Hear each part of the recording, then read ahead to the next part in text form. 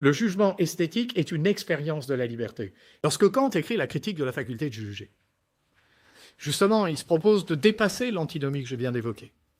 Une position qui dit que le jugement esthétique est purement relatif parce qu'il dérive des sens, et une position, en disant intellectualiste, considérant que le beau est objectif parce qu'il obéit à des règles. Le beau est universel, dit Kant, et sans concept. Le beau est universel et sans concept. Le premier, dont on parlait tout à l'heure, voit bien que le beau est sans concept, mais il ne voit pas qu'il est universel.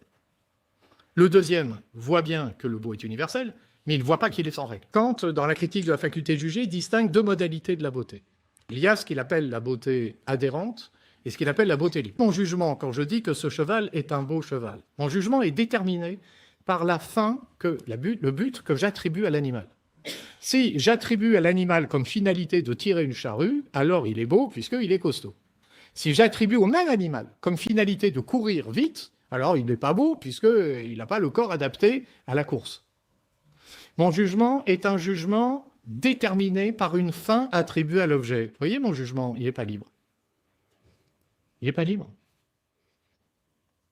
Je suis déterminé. La beauté adhérente n'est pas une beauté libre. Maintenant, je contemple le cosmos. Ça sert à quoi, un cosmos? À rien. Ça sert à rien. Mais c'est beau. Alors pourquoi c'est beau? Parce que c'est beau. Mon jugement, là, est un jugement libre. Mon jugement n'est pas déterminé par une quelconque fin que j'attribuerai à la forme que je contemple. C'est beau parce que c'est beau. Je contemple une toile de maître extraordinaire, le clair-obscur du Caravage ou le romantisme de Turner.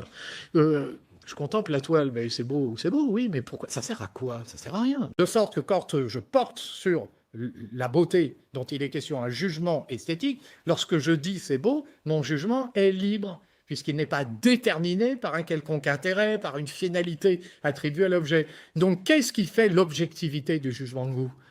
Ce jugement qui est objectif, puisqu'on l'a dit, il y a des choses qui s'imposent à nos regards comme étant belles.